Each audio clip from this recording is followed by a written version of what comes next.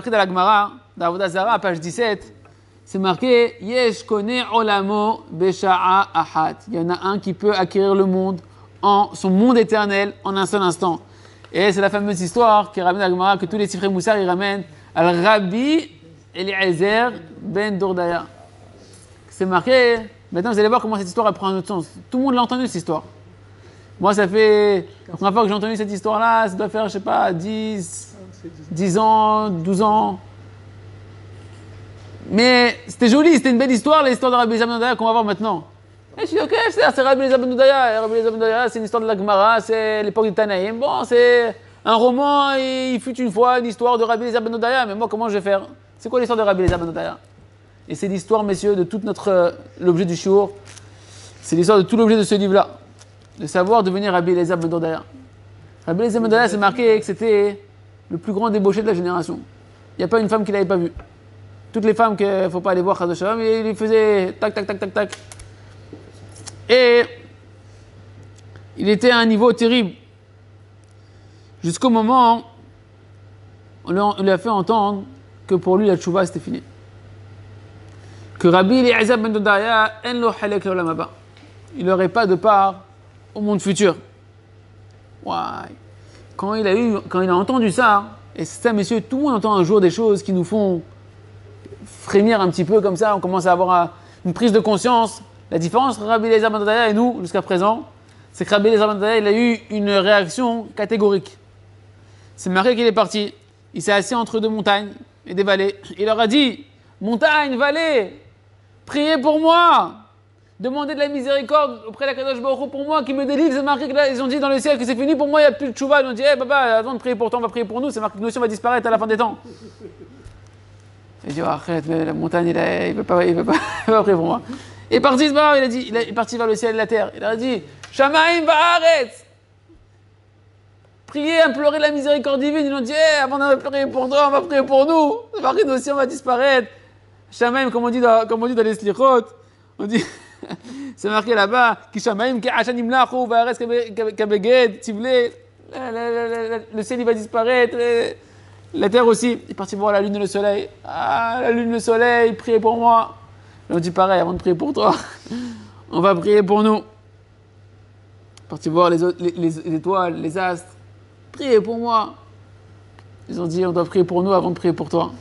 Et là, toute cette histoire va nous amener à la conclusion de ce qu'il a fait Rabbi Eliezer ben Dordaya. À ce moment-là, Rabbi Eliezer ben Dordaya, il a vu qu'il n'y a personne qui pouvait faire quelque chose pour lui. Qu'il n'y a personne qui pouvait prier pour lui. Tu dis, prie pour moi, je t'en prie dans tes filotes. Pense à moi, s'il te plaît, par-ci, par-là. Non. Il a dit, En adavar taloui ela bi. Ela bi. Ça veut dire que la chose, je prends conscience maintenant que la chose ne dépend que de moi. Ça dépend de personne d'autre. En adavar taloui ela bi. La chose, elle ne dépend que de moi. Qu'est-ce qu'il a fait? Il a mis sa tête entre ses jambes et il s'est mis à crier, à pleurer, à crier toutes ses forces à Kadosh Baruch Hu, de le ramener Bilchouva, comme on est en train d'expliquer plus tard dans le shiur. C'est marqué qu'il est tellement il a pris toutes ses forces que son âme elle est sortie à ce moment-là, qu'il y a une voix céleste qui est sortie, qui a dit Rabbi Eliezer ben Dordaya. Rabbi Eliezer ben Dordaya, maintenant c'est plus Eliezer ben Dordaya, c'est Rabbi Eliezer ben Dordaya, est accepté dans le Olam Haba. Je le halek le Olam Haba. Il est passé de Eliezer, c'était pas Rabbi toute sa vie, c'était pas un Rabbi, c'était Eliezer ben Dordaya à Racha. Aracha, Merusha, le dernier échelon du Ham Israël. La Gemara a dit en un seul instant, et là Rabbi, à ce moment-là, c'est marqué dans la Gemara, Rabbi Yehuda Anassi, il s'est mis à ce moment-là à pleurer. Il a dit, why, yesh kone olamo besha'a ahat. Il y en a un, il peut acquérir toute sa vie éternelle en un seul instant. Yesh kone olamo bekama shanim. Il y en a un qui peut acquérir sa vie éternelle en combien d'années? Ce qu'on est en train de dire, il y en a qui peuvent... Rabbi Yehuda Anassi, il dit, regarde, moi, pour devenir Rabbi Yehuda Anassi, combien d'années il me faut pour aller au Olam Haba? Lui, il est parti de Racha Merusha en un seul instant. Il peut avoir Olam Haba. Et il a continué, Rabbi, pas simplement il a dit ça, Rabbi. Rabbi, il a continué, il a dit, c'est pas simplement que les Baal et Tchouva, on les accepte au Olam Haba, mais en plus, on les appelle Rabbi.